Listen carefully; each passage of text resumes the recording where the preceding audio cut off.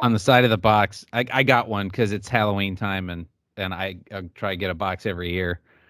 Count Chocula looks like he.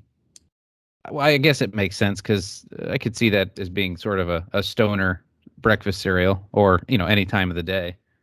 Right. He looks high as a kite. Hey man, I think all those guys have the half open eyes, whether it be Frankenberry or Booberry. They're all Blueberry. kind of like the same thing. And I think they came out of the late 60s anyway. Blueberry. So yeah. I remember back in the day, now this is a long, long time ago, Stacy, before your time, and definitely Brett, that they had these things with the Blueberry, Frankenberry, and Count Chocula that if you ate enough of that cereal, you could send away the UPCs and get these little plastic versions of the icons.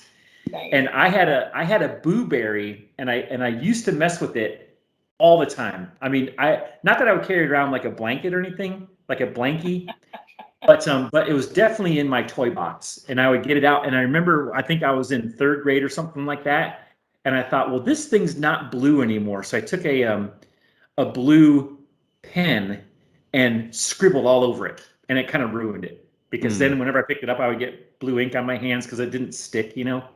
Yeah. But that was just the logical mind of a third grader. Dumb, but Yeah. Yeah.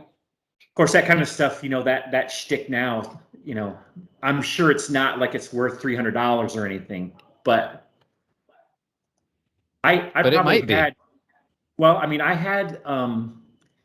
think I had 10 of the original Stormtroopers action figures, and my buddy and I felt like we needed some that were battle damaged, and so one time when we were out at his tree fort, we took a lighter and we burned battle damage on him and totally ruined him. We tied him on a small piece of string and then dragged him behind our bike for a couple miles. And man, Hoth was not kind to these stormtroopers.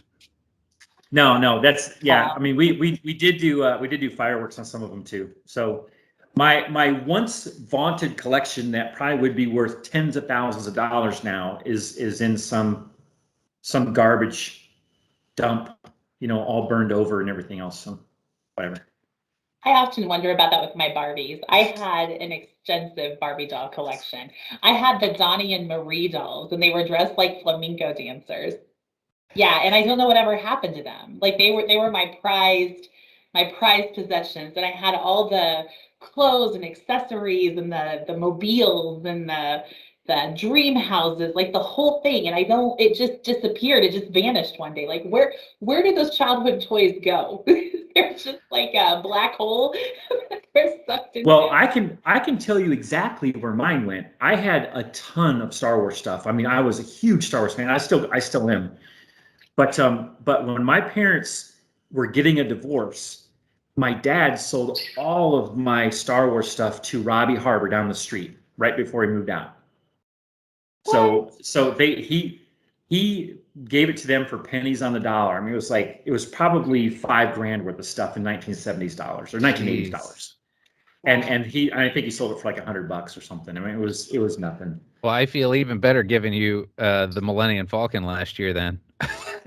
Yeah, man. And any of that stuff from the 70s and 80s, I'm like, oh, I had that before. Yeah. Robbie Harbor. I mean, it's like Jerry Seinfeld and Newman. I will curse his name to my ending days. I mean, it wasn't Robbie's fault. I just know that I think my dad had an impromptu garage sale. And everyone came down there and like, oh, how much for all of it? Well, how about $50? Okay. Seems reasonable. So, yeah. All that stuff is worth thousands now. But.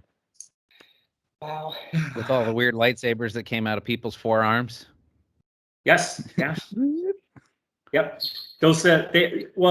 Stacy, you might not know that because you're playing with Barbies, but at the time they had this little thing that you could pull up on the arm and the lightsaber would come out of the hand, right? Oh. But the thing is that the lightsaber was thicker, and then at the very end there was a little tiny piece of plastic that came out, so it meant to be telescoping, but it went literally like that. It looked like they were shooting silly string out of a canister in their wrist. Yeah, it was so. But they were the really, other than Mego, those guys were the first guys that tried all that stuff, right? So So, you know, I mean, Migos were they the floppy ones that didn't have any hard bits, right? Mego is the company that made the Planet of the Apes action figures that were the 6-inch. So if you remember those, I don't know if you ever seen those or not. They were really neat, but Yeah, I don't know that I ever got into monkeys. So a funny story before we go on to this. My grandma lived in Wisconsin before she passed, and her best friend lived across the street from her. And so when we went up there to visit, my older brother, who's 10 years older than I, and her daughter, who was the same age, they used to get together, not like, you know, get together, but just get together and hang out. Well, that whole family Party at grandma's house. had kind of like the same age kids as we were, so we were always hanging out with them. Mm-hmm. Well, her brother Jack, this older girl's name was Joy.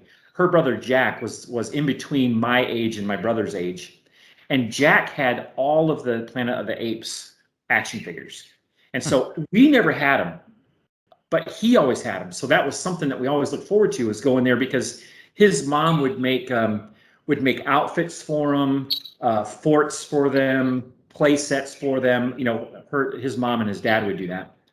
Well, fast forward 45 years later, and my brother and Joy got together and got married. Really? Yeah, isn't that funny? Yeah, so now they're living in the same town and they're married 50 years later. Isn't that crazy? And the firstborn son, Dr. Zayas. No, they got together a little bit too late for that. Okay. But yeah, that would be funny though. So that's actually not far off from my daughter wants to name her firstborn Zenith. Zenith? Not Zayas, but Zenith. And I'm like, well, you better check with your future husband about that, because it's kind of a funky name. I suppose I shouldn't have said that though. It's kind of like George saying 7. You need to call your kid 7. You know, if you guys know that sign.